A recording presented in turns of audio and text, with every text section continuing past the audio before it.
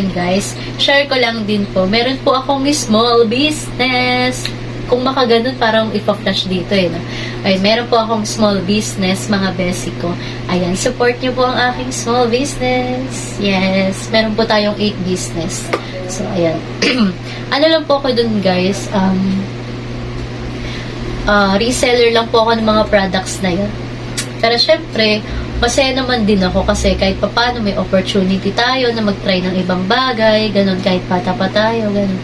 Kahit wala pa ako talagang trabaho, is proud ako and happy ako na dahil sa business is nakikita ko yung worth ko. Kumbaga, binigay ni God yung opportunity na yon para maging way din sa akin na makita ko yung worth ko na may kaya pa akong ibang bagay, na pwede pa akong sumubok ng ibang bagay, ibang opportunity, ganon. So, pag nag-fail, matututo ako. Pagka nanalo ako is magiging masaya ako.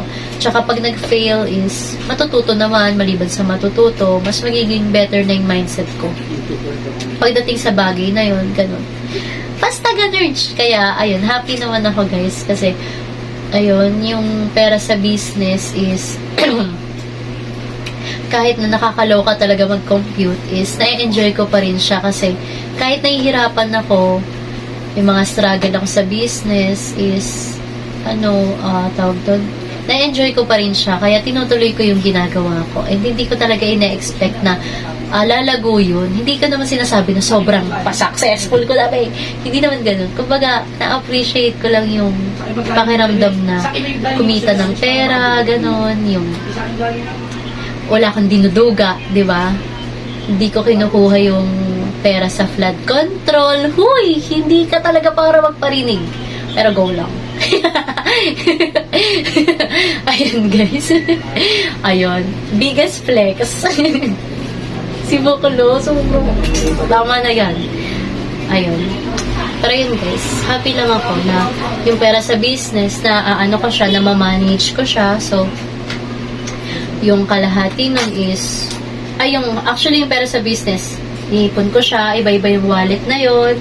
Gusto ko lang tayo i-share guys pero wag nyo naman sana akong pag-isipan na ang yabag naman ito. Hindi naman ganun. Gusto ko lang i-share. So ayun, iba-iba silang wallet para tas sinusulat ko rin sila, nililista ko yon para malaman ko kung may growth ba dito sa business na to, ano bang kailangan pa dito, kulang pa ba ng stock, ano yung magiging total ng lahat, ano yung presyo niyan, kanino siya i-deliver, kailan siya i-deliver, ganun. Tapos, eto yung mga kailangan pa i-promote, mga hindi pa na-promote, mga ganun, di ba? Tapos, doon din, natutuwa din ako kasi kahit papano may improvement, kahit na small things, may improvement pa rin. And doon ako masaya talaga. Kasi ako yung tipo ng tao na gusto ko palagi may improvement. Although, hindi naman ako perfecto. Kasi, to be honest, nag-struggle ako ngayon sa time management. Kasi, bakla, bago magpasukan, sobrang wala akong time management. Kaya ngayon talagang sinisingil ako ng katawan ko. As in, parang alam mo yun, nahihirapan ako kasi syempre, nasanay ako na magulo yung body clock. Tapos, magulo pa yung schedule ko sa college, diba? So, talagang, laban hanggat may lupa. Ganun. So, okay lang din, masaya din kasi dahil din sa problem ko sa situation ko ngayon is dito ako matututo na dapat dito ako matututo to the point na hindi ko sasayangin yung oras ko sa mga hindi naman importante, hindi naman ako matututo or masasayang yung energy ko ganun. Kaya ayun, mas naiintindihan ko na ngayon na kailangan kong gawin yung mga kailangan ko, yung mga gusto ko din, ganun. Syempre, hindi naman mawawala yun kasi maliban sa bawat ginagawa natin, mahalaga din talaga yung meron tayong nai-enjoy, ganun, para hindi naman tayo palagi focus na sa kailangan, diba? So, paano naman yung mga gusto mo, diba? May time ka pa ba sa sarili mo, especially kay God, diba? So, ayun. Parang masyado na ako nag-MMK dito. Hindi, joke lang. Pero ayun, guys. Tapos, ayun, yung pera ng business namin is nagagamit, wait lang, may motor.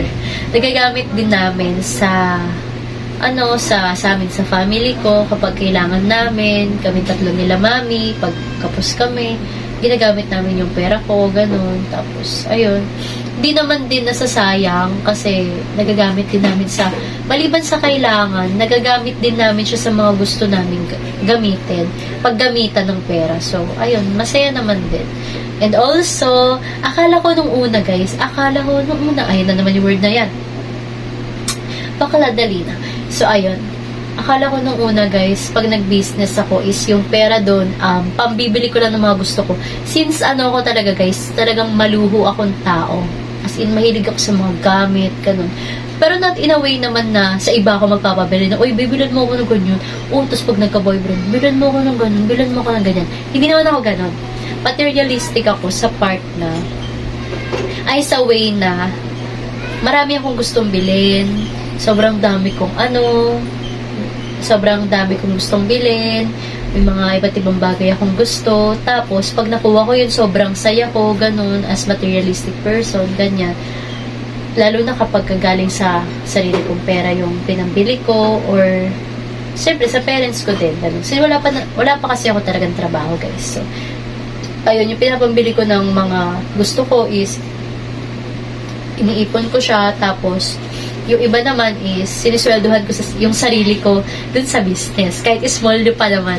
Pero guys, okay, mag-alala kasi kapag naman gumagastos ako, mini-make sure ko na mas malaki pa rin yung matitirang pera sa negosyo kaysa sa mga gusto ko bilhin. Yan. Tapos, madalas pa nga, pag ginagamit ko yung pera ko sa business is, pinapalitan ko rin siya na para bang nangungutang ako sa sarili ko, tapos binabalik ko din ganun. Kaya, hindi rin siya nasasayang, diba? So, ayun. Ayun lang, share ko lang, guys. Proud kasi ako sa sarili ko pagdating sa bagay na yun. Kasi alam ko na will yun ni God, and alam ko rin na sobrang ang laking tulong nun sa akin ng mga panahong down na down ako. Kaya, parang binigyan ako ng opportunity ni God sa pamamagitan nun para makabangon. Although, hindi siya madali. Sobrang hirap din. Ayun. Talaga, mag-haul tayo dito or ikikwento mo ang story ng business. Pero ayun, share ko lang.